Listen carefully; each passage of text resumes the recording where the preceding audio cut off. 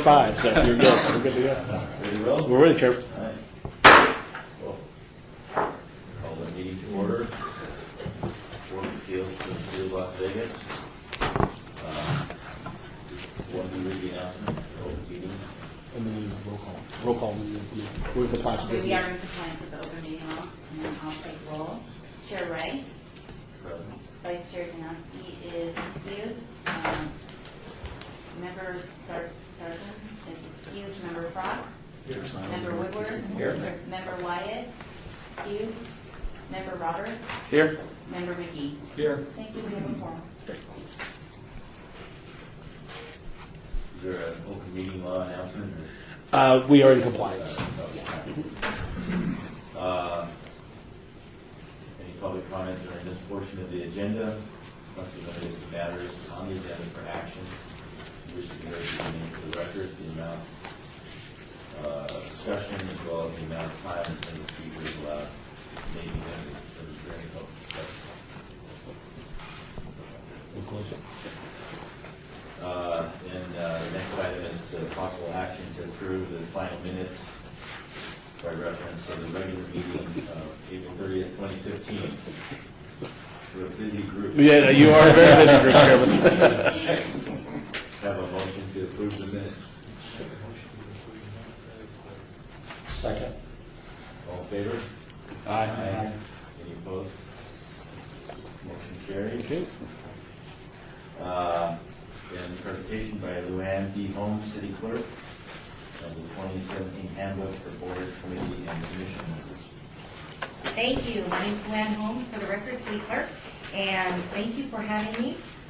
What we've done is we've created a handbook, an onboarding book for all members that sit on all boards and commissions. This one is actually written specifically for this board. I know some of you are thinking, gee, we wish we had this a little while ago. But we have it out now. It's sort of to standardize all rules and procedures for boards, so everybody follows the same rules. In here, we've listed out any kind of information you need about boards. What do you do if you have a vacancy? If somebody wants to tender their resignation, what's the procedure for that? We also identify your authorities and responsibilities as a board. A lot of times people get put on a board and we never really tell them what their authority is or give them much guidance about what the board does. We just make them sit down and get to work. We also talk about communications with staff members, with council. We're going to point to some pretty important reference material in here, like the open meeting law. This is a public board, and you have to adhere to the open meeting law, so we've identified some of those rules that are important, like having a quorum, which you all got to experience just now. We talk about some of your general meeting information, attendance, agendas, where to find our minutes, protocol, and then in the back, you'll see we've actually given you a copy of the open meeting law, some of the excerpts that are applicable to your board.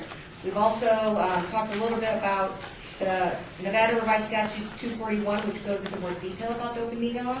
And in the very back is a copy of your bylaws. Your board actually has some of the best written bylaws of the 27 boards in support. So they're in the back, and you can use this as a tool if you ever have a question about your bylaws. But also you have legal counsel at all your meetings, Brian Scott, and so that's really your reference point for anything that is regarding legal matters.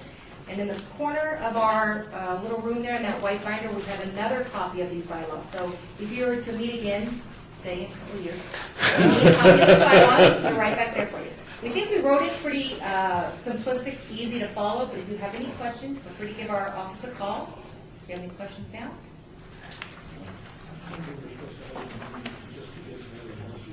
You are. I read that in the bylaws as I quickly scanned them. You're supposed to have a meeting at least once a year in April, at least in April. So We're a little tardy. you're a little tardy. One instruction I will give you, because it's being taken down verbatim, the transcript here, I will need you to identify yourselves when you speak. So if you could, because there's a lot of you, and she won't be able to, if this needs to be transcribed, she won't be able to tell you who said what. If you could say, Brian Scott, Assistant City Attorney, and then start speaking and say whatever you want to say, just so the record is down taken appropriately. So that'd be great. I know. We all do it because we're not used to saying our name first before we talk. Right. So that's all I All have. right, if you have no more questions for me, thank you. Great. Good luck with your meeting. Thank you. The next item is on the agenda is to discuss the reason we're here for the alternate meeting means and methods request for the downtown grant. Maybe to get started, maybe helpful to give an introduction so we know who everybody is. I'll start. Brent Wright, I'm a structural engineer and chair of the appeals board. Brian Woodward, I'm a fire protection engineer, and I need to make a disclosure at this point is that approximately 5 years ago, I know the owners and work with the owners as fire protection engineer on the property. I know Mike Gentili, and he used to work for me at that point. I've also done work for the architect, DLR, and also I saw the name of Advance and Associates, and I have a current relationship, a working relationship with them.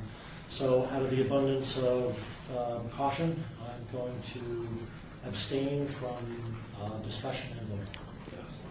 And Ms. Wood, you talked to the city attorney's office, and we've Yes. indicated that's the best cause out of the abundance of caution, so. And that's Brian Scott, assistant city attorney.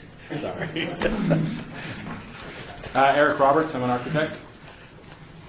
Rocky McGee, an HVAC contractor. Sergio Gonzalez with DLR Group, project manager. Russ Fountain, fire protection engineer. Mike Gentili with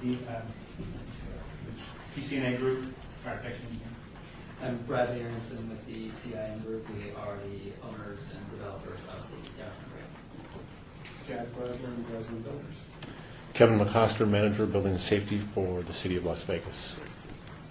Brian Scott, assistant city attorney. Deb Outland, city clerk's office. And I suppose, I've worked in the past with Breslin. Do you want to first? Several years. And we do work with Advance. I noticed his name on there, but we're not involved in this project. Okay. And this is Brad from CIM. Ed and his firm are not involved in the Okay. project. I'm Oh, not sure okay. how their name ended up on Great. the I document. saw his name on the document, so. Okay. No problem. Great. In any case. Okay, that's great. All right. So maybe to get started, we could have Mr. McCosker kind of outline the issue at hand and the city's viewpoint. Sure. Thank you, Mr. Wright, and members of the board. My name is Kevin McCosker, representing the city of Las Vegas. The proponent here submitted an alternate means and methods request to the city of Las Vegas. This alternate request has to do with the proposed building of mixed construction type of 3 stories of type 1A over 5 stories of type 3A. The building's proposed to be... Nice. Sure. I thought it was 5 stories over 3, and not 3 over 5. It's 5 over 3. Correct. Thank you. Building is fully sprinklered with a total height not to exceed 85 feet. And the 2 types of construction are proposed to be separated by a 3-hour fire-resistive assembly. The 2012 code would allow 1 story of type 1A construction and 5 stories of 3A separated by a 3-hour horizontal assembly. And the building height would be limited to 85 feet. That's based on the current 2012 code section 510.2. Noted in the AMMR, the proponent is proposing to utilize the 2015 version of section 510.2 of the IBC. As I understood the alternate request, the proponent is willing to provide or comply with the provisions of the 2015 section 510 in totality. The basis for this request is the allowance for this type of construction methodology under the 2015 IBC code change proposal G133-12, submitted to the International Code Council and approved through the governmental consensus process. It is anticipated that this provision will exist in the 2018 code, although the 2018 codes had just been released by ICC for purchase. The department has not adopted the 2015 code, and the 2015 amendments to the 2012 code, as we were proposed to adopt them, did not include this provision. Really, this isn't a question of technical merit, because this provision has been vetted through the code-making body of ICC. The proponent's reason statements in G133-12 makes valid points, and is certainly the reason why the code body approved the code change. This is an issue of accepting a single code change from an updated standard and applying it to the current adopted code. This has the potential of some unintended consequences by selecting only those portions of an adopted standard that are favorable. In addition, this circumvents the adoption process of the building code by the City Council by approving an updated provision through an alternate methods and means process. Thank you. Thank you, Mr. McCosker. Any questions for Mr. McCosker from the board members before we ask?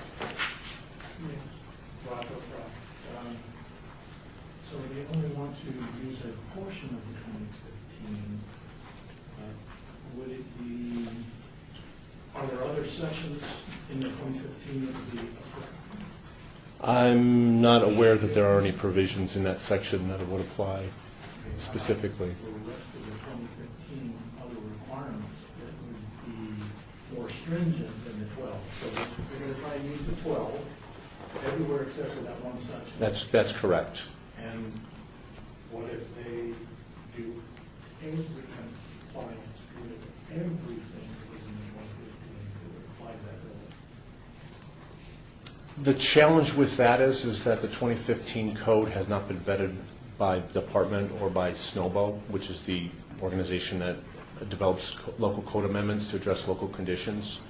So it would be a challenge, I think, for both the proponent and the department to take the entire code as an adopted reference for this project. Eric Roberts. I knew at one time that 2015 was scheduled to come out for commentary, but I don't know that that ever did even get started at a SNOBO level, did it? No, the Kevin McCosker, City of Las Vegas. That the 2015 code in the SNOBO process was elected by the building officials organization to skip the adoption of the 2015 code. The reason being is that we were late in adopting the 2009 code, which then put us behind in the 2012 code. And through the process, we got really close to the 2015 code and felt like it would be an undue burden to the industry to adopt another code and try to get on cycle fast. So the option was to either adopt the 15 late or adopt the 8, or skip the 15 and adopt the 18. So that was the election that the SNOBO group has decided to do.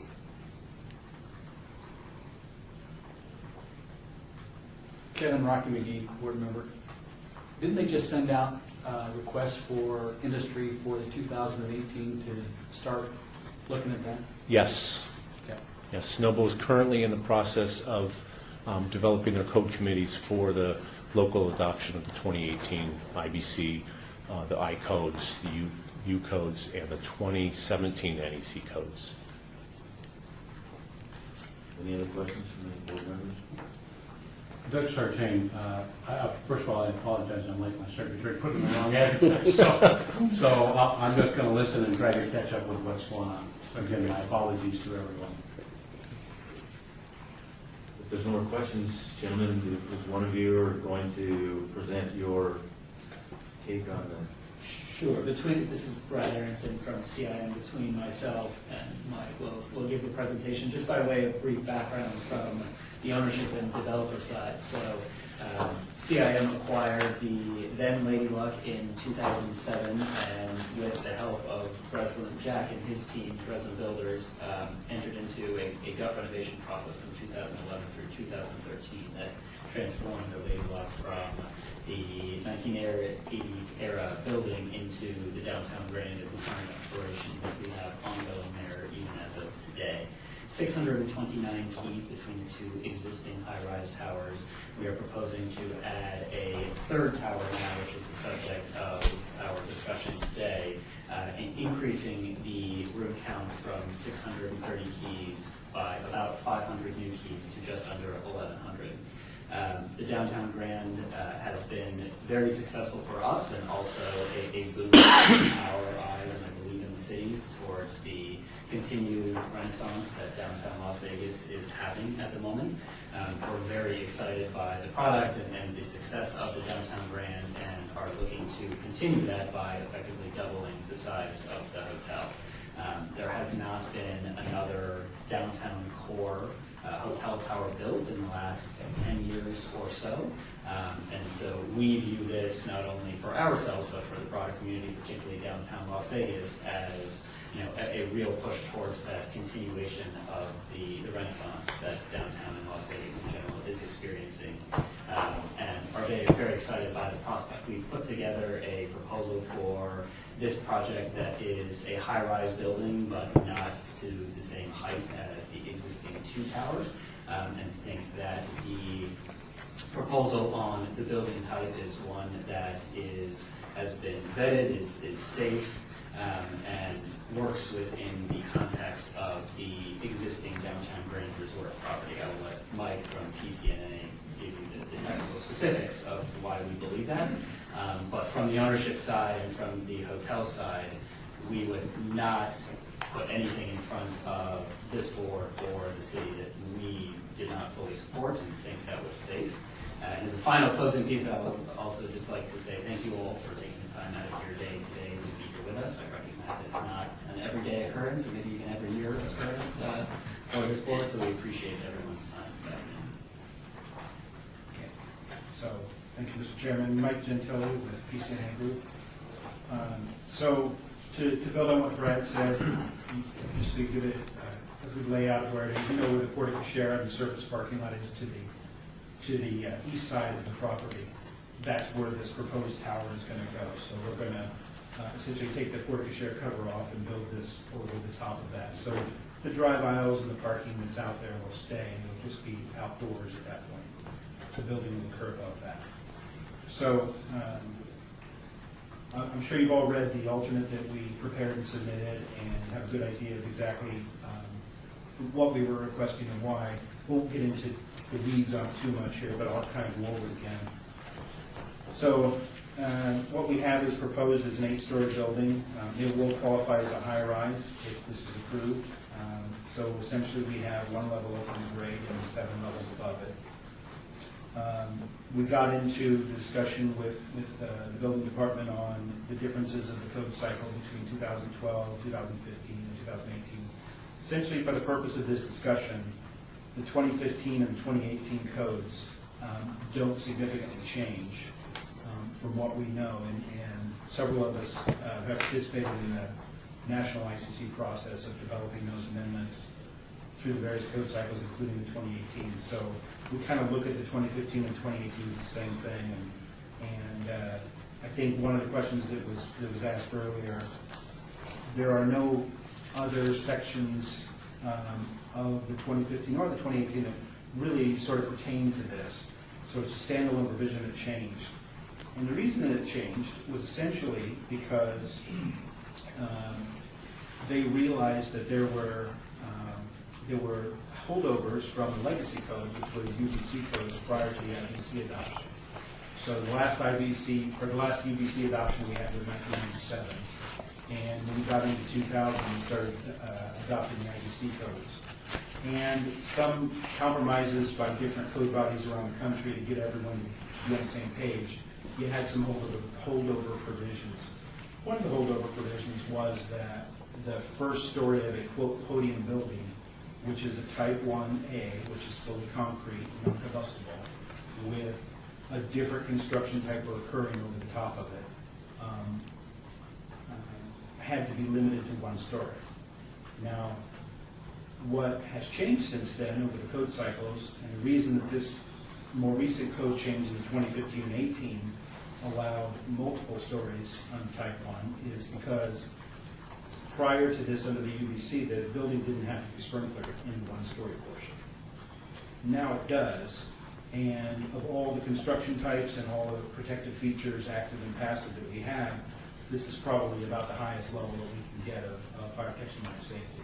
So it's like Brad reiterated, we've never asked for something that is putting a higher risk of life safety on the table here. So going through this, and we think we have a lot of support for it, what we're really trying to clarify here is that we're not increasing the number of wood stories, if you will, the type 3A. That is 5, permissible to be 5 stories regardless of we're using the 2012 code or looking forward and using one of the newer codes. That doesn't change. What changes is we're adding 2 stories of concrete, the type 1A, in the lower portion of the building, below the 3-hour horizontal assembly. So that's really the differentiation here. Now, there are obvious reasons why we would be doing that. Some obviously would be that we can get a greater number of stories in the building. You might ask, well, if you're getting a greater number of stories, doesn't that increase the risk? And I think the argument there is it really doesn't, because the overall percentage of the building under what we're asking for in the MMR is that we have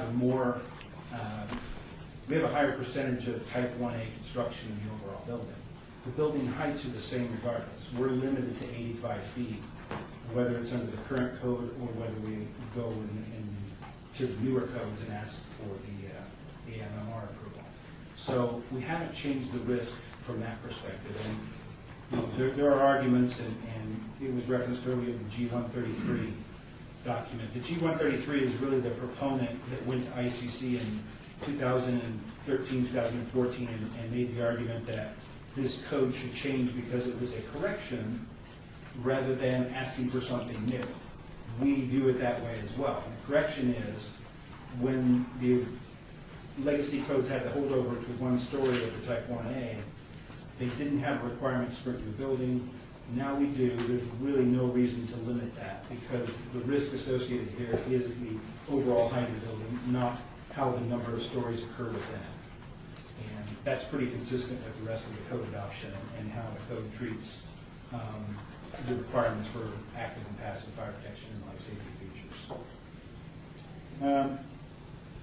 So a couple other points I just really wanted to touch on, and I'm sure there'll be some questions, and I'm happy to go through those. But at this point, as we sit here today, California, the state of Washington, the state of Utah, and the state of Colorado have already adopted the 2015 code, none of which have modified this provision whatsoever.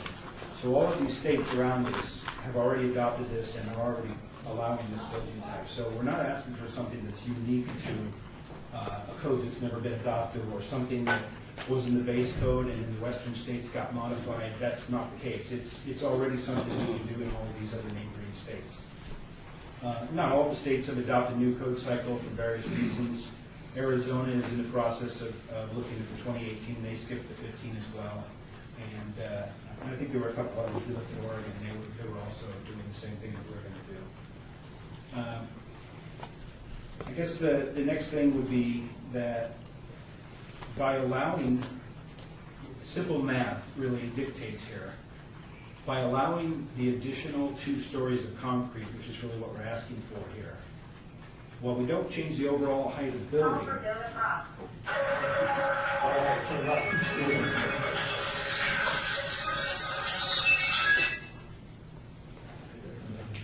I hate when that. I'm your judge, so it's got to be loud there.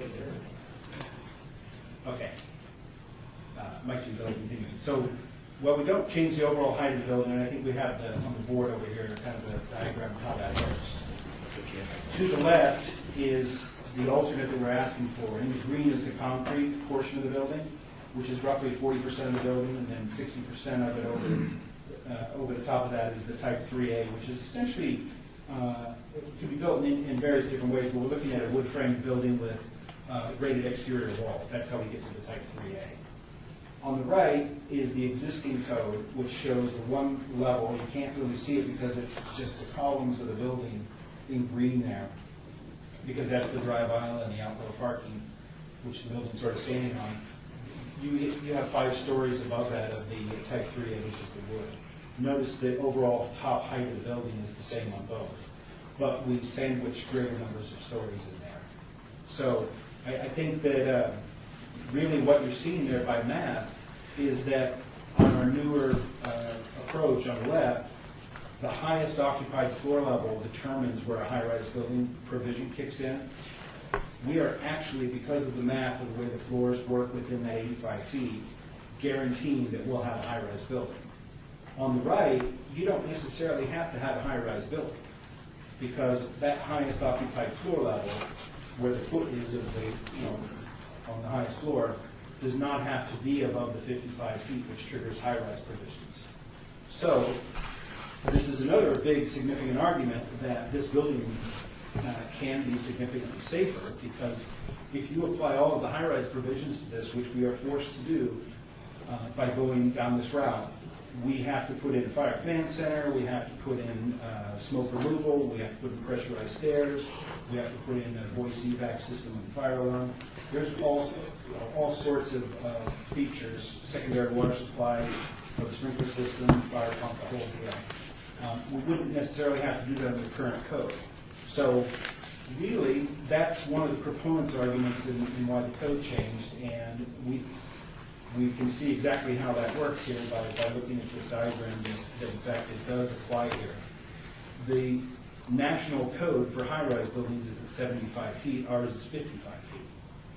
Where our highest occupied level occurs is always going to be above 55 feet because we have 85%. So it's going to be more like about 70 feet. So with that, just kind of wrap up and answer any questions that you have, but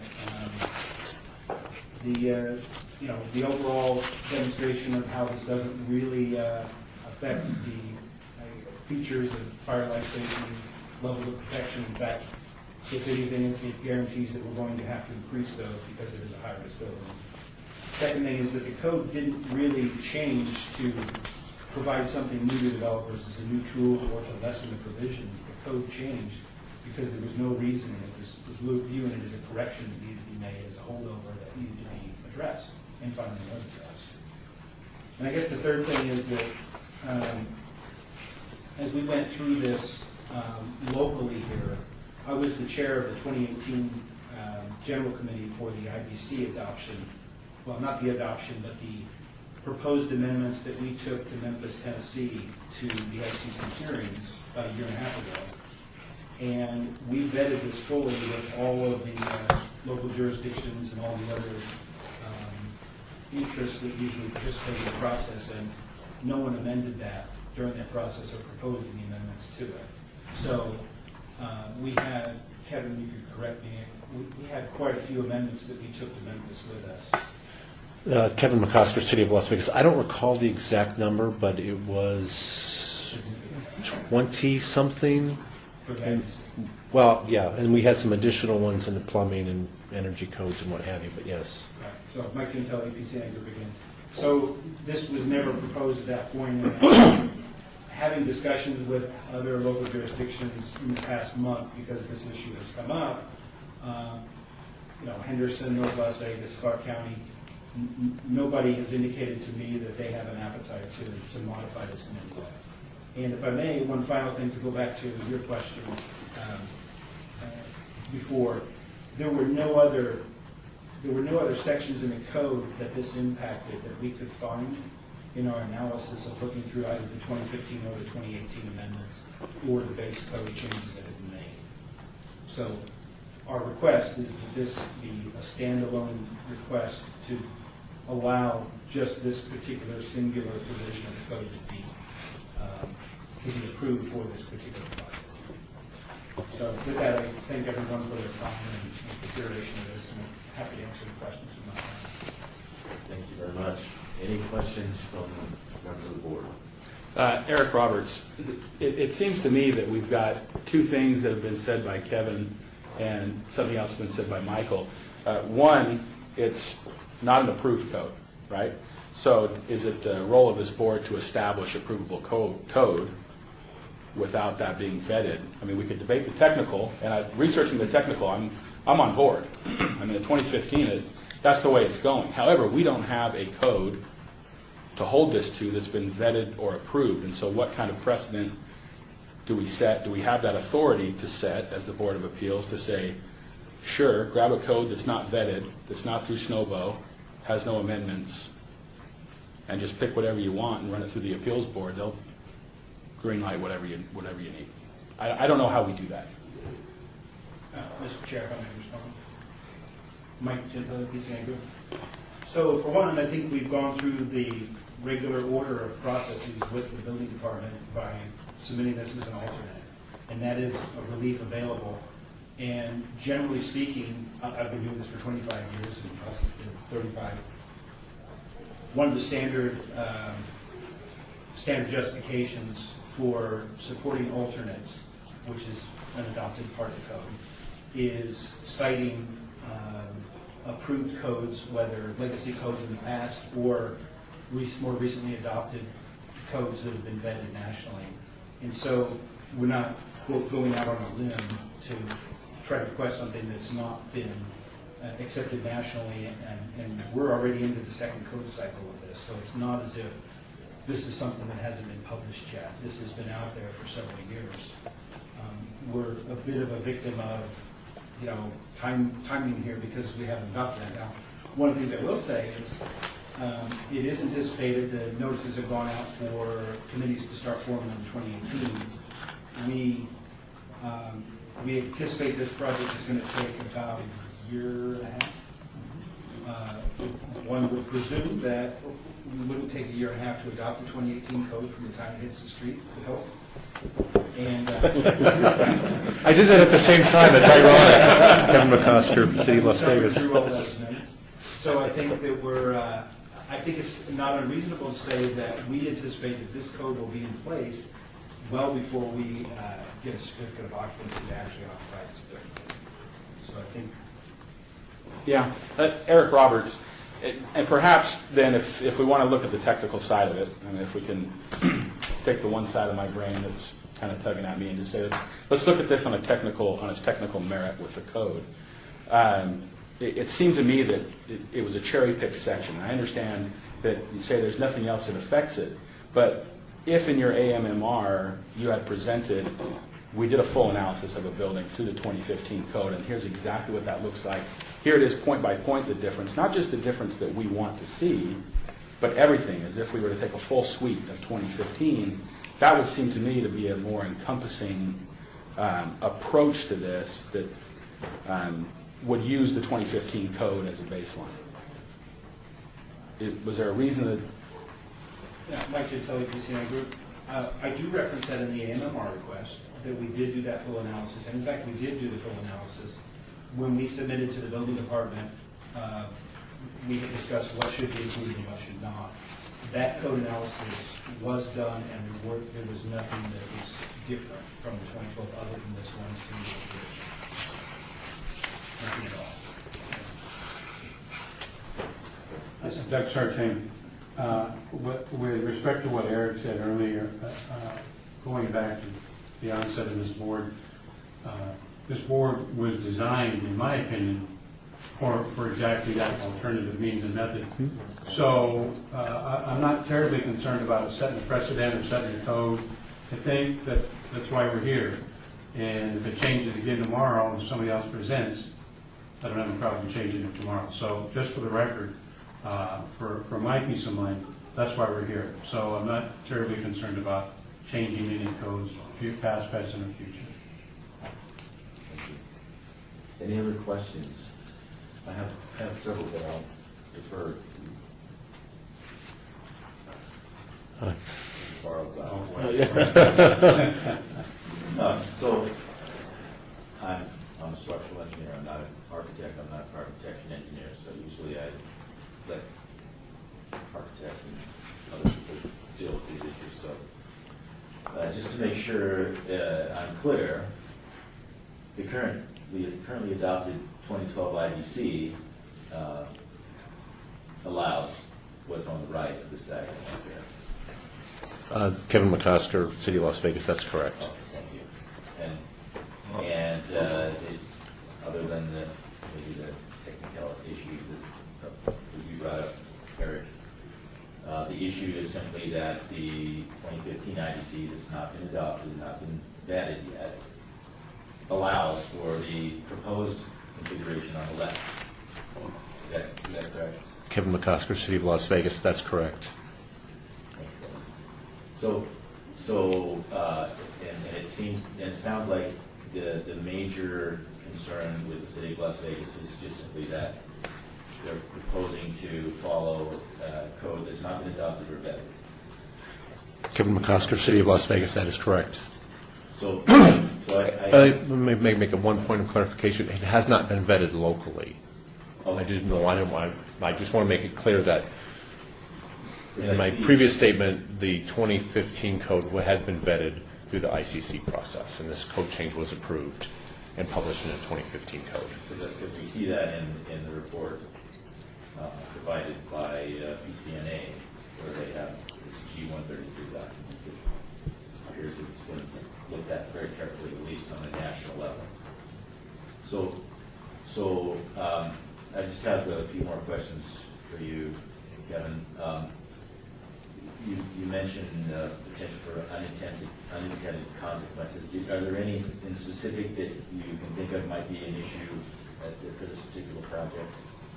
Kevin McCosker, City of Las Vegas. I do not anticipate that there would be unintended consequences specifically with this section Okay. that I'm aware of. And, When we get to plan review, I'll let Mike know. okay. And so none pertaining to possible local amendments that may not be adopted anywhere else that may be in conflict with this particular provision of the 2015 IBC. Yeah, Kevin McCosker, City of Las Vegas. I am not aware of a local amendment to this section specifically, but I might, if you give me a moment, I would double check on that, if you don't mind. Sure. Go ahead.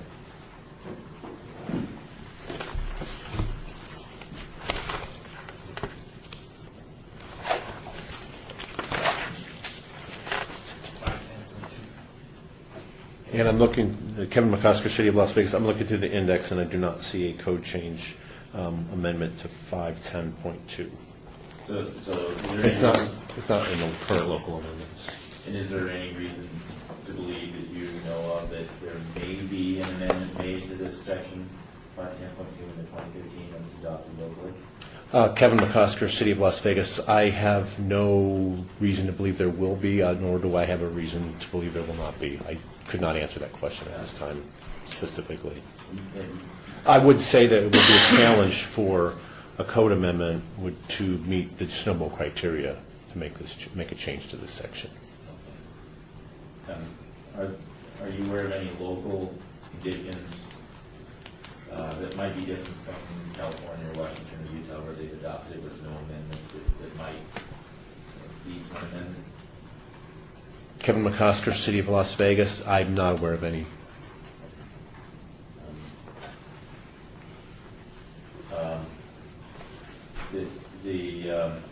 I guess maybe this is a question for you, Mr. Gentili. I see this document G133.2 where there's some commentary from people that are basically supporting your argument that there's really is no reason that it can't be 3 stories, and this change in 2015 is really should have been done, which is the holdover, basically what you said. Are you aware of any other literature or anything, research independent of the IBC code process that also supports this, or is all the support for this argument mostly coming from the generation of the code, which I guess maybe is where people naturally. Mike Gentili, PCNA Group. If I understand your question, you're asking me, am I aware of any other documentation or information pertaining to this particular code section that's outside the ICC process? That would support your argument and the argument of these 2 people in the G133 page. Not that I recall. No, but I will say, if I may, that these are, if you're familiar with the process of ICC, there are several local and statewide government agencies represented. There are numerous lobbies and industry representatives and concerned individuals from all over the country, and this process is exhausting to get a code change. And to get something like this approved, that's a clarification, and to get concurrence on that from these bodies, and no less than, I believe it's 4 different cities that they hold layers of disapproval, and ultimately then the final, every member in the country gets to vote on it through a 2-year process. For it to make it through, it's got to be pretty well voted and pretty well supported to get to that point, and it did. And in your opinion, these proposed changes don't make the building any less safe, in particular this building any less safe than the 2012 adopted? Correct. Chairman Wright, if I may. Kevin McCosker, City of Las Vegas. I just wanted to point out that, as Mike pointed out, I was on Mike's committee that submitted code change proposals. I was also on the 2015 IBC General Committee, which would have heard this code section had it come up in the 15 or the 15 iteration for the 18 code cycle. There are 13 representatives of both governmental representation and industry representation on the committee. The proponent has to provide the code change, reason for that code change, and a cost impact, and then has to defend that to the committee initially for the initial vote. Depending on how the vote goes, if it's not successful or if it is successful, anybody within the membership could submit a public comment to this code change, and that would be heard with the general membership. And then it's voted through all of the membership. But there is, as Mike pointed out, there's a fairly exhaustive process that this goes through. I did not sit on this committee. I want to make sure I'm clear. I was not on the committee that heard this code change, but the following cycle in 2015 in Memphis, Tennessee. So I understand the process. So if there's if the committee has any questions about that, or this appeals board has any questions about that committee process specifically, I sat on one of the committees. I think I can try to clarify if there's any questions. Yes, Dr. Sartain. So the current code, make sure I understand this, the current code is 2012. You're asking for us to approve something that would be approved if we had the 2015 code, correct? Mike Gentile, DC Neighborhood, yes, that's correct. So when and if you get your wish, I'm assuming that you're going to make your occupancy loads and your egresses based on that 2015 code as well, if there is any changes whatsoever that need to be addressed. Mike Gentile, DC Neighborhood, yes, we will, and there were no changes that impacted occupant loads, egress, any of those. Well, you're adding another floor, so obviously there's going to be a greater occupancy. Mike Gentile, DC Neighborhood, actually, there's a greater total number of people in the building, but occupant loads are predicated on a per floor basis, so they zero out every time you go down a layer or a level. And in this case, it would have no impact on the size of the stairs or overall egress of the building. Yes, that's right. Thank you. Eric Roberts, if I'm not mistaken, when I was reading the 2015, you still got to have a 2-hour rated stair, exterior stair, egress stair down the outside of this building, right? Mike Gentile, DC Neighborhood, yes, that does not change. And there still is the 3-hour horizontal assembly between the concrete portion of the building and the wood portion of the building. Right. Regardless of where that occurs, that separation is still maintained. So Eric Roberts, so we've added 2 levels of concrete construction that we're then going to sprinkle and doing wood construction on top of it, which to me it increases density and makes some benefits for Las Vegas, especially downtown for development. I see it as certainly as a benefit moving forward. Difficult to be caught where you are, as you say, in the timeline. But personally, I don't see where this wouldn't be beneficial to have as something that people could look to, and I don't know if it helps Kevin if it comes up again. I don't know if it's going to come up again before 18 is approved. But it seems to me to be something that, if it makes sense, that for developers and on the construction side, I motion that we move forward with when that time comes.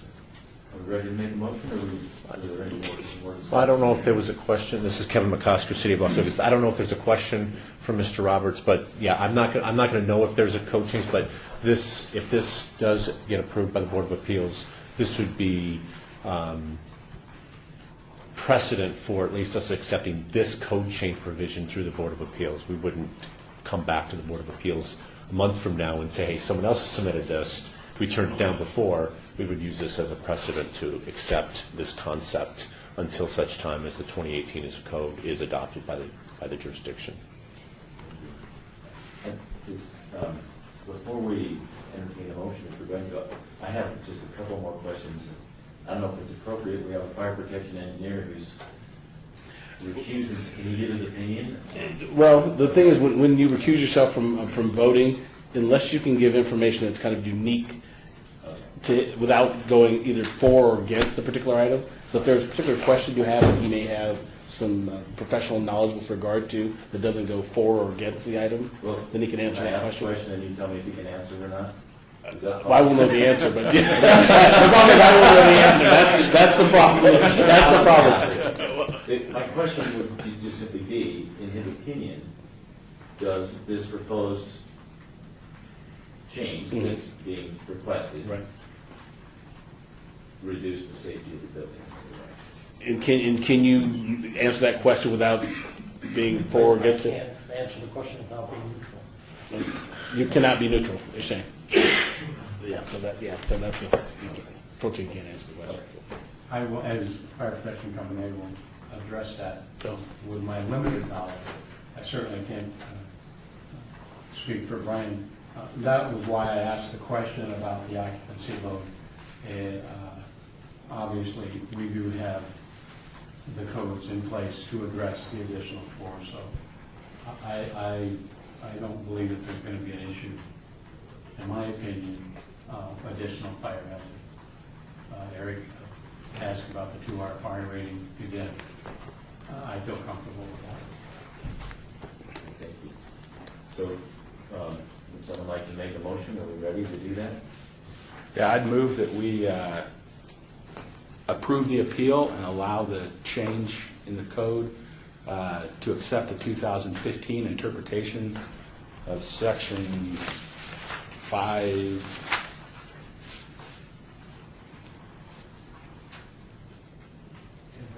510.2. Just Is that a good motion? I'm sorry. a question. This motion was vote that we approve it. Do we approve or we just recommend that approval be granted? Well, that's what I'm talking to Kevin about, because I'm not certain if this goes on to council as a recommendation, or if this is going on at all, or if this is the final leg for this appeal. Kevin McCosker with the City of Las Vegas. I do not believe this would have to go to council, but I'm a little cautious of the terminology that's being used in the motion with respect to adopting this code section. I think what we want to do, and if the motion is to approve the alternate means and methods request, that's and where grant the appeal. and grant the appeal. Period. This is a case-by-case basis. There may be another applicant that comes in with a proposal similar to this with different conditions that we will want to reevaluate, but it's not adoption. I want to make sure clear it's not adoption. When they do an of code. inspection, and this is not within our currently adopted code, is there something in the file that's going to indicate that this board has granted this appeal for this particular case, and this is the way they're supposed to look at it with regard to these elements? Kevin McCosker, City of Las Vegas. So the answer to the question is, first of all, there will be a documented approval of the alternate means and methods approach with documentation in the file that this board approved the alternate request from us. Also, from an inspection standpoint, in this condition, the building inspectors will be inspecting off of the approved plans that are issued by the department. Those plans will be based on both the code and any alternate means and methods approaches. So I don't see a challenge with our inspection process. So based on that discussion, Eric, do you want to restate your motion? Eric Roberts, I move that we approve the alternate methods and materials request as it is appealed and written in this case. Can you amend that, alternate means and methods? Sorry, alternate means and methods. Yeah. We have a second. I'll second it. Just Beck Sartain, I'm sorry. by show of hands, all in favor? And those opposed? I would have brought with comment arose as a result of a matter of technical principle, because you are attempting to use a portion of a code that is future and was not adopted, and there's always a possible litigation issue should anything come. And that is why I am opposed. It's in the body of the code, and it's great, you know, future code. Thank you. Accept the motion carried. No accepted. And do you have a copy of this that she could use for the record? Sure. I have 10 copies. Oh, well, I just need one right there. Just need one. And, but you're gonna need one too, so you already have that. You know, I don't have that, but that's a great, that, I believe Mr. Gentili will Oh, resubmit okay. the AM Oh, okay. request. It's essentially the G133 and that exhibit. Thank you. No, you can, go ahead. Okay, we're on agenda item 7, citizen participation, public comment on this portion of the agenda, and to remedy matters within the jurisdiction of the committee. No subject may be acted upon by the committee unless that subject is on the agenda and is scheduled for action. You wish to be heard, you name for the record, the amount of discussion on any single subject, as well as the amount of any time or time any single speaker without any citizen participation, so this meeting is adjourned. Great. 2 more years?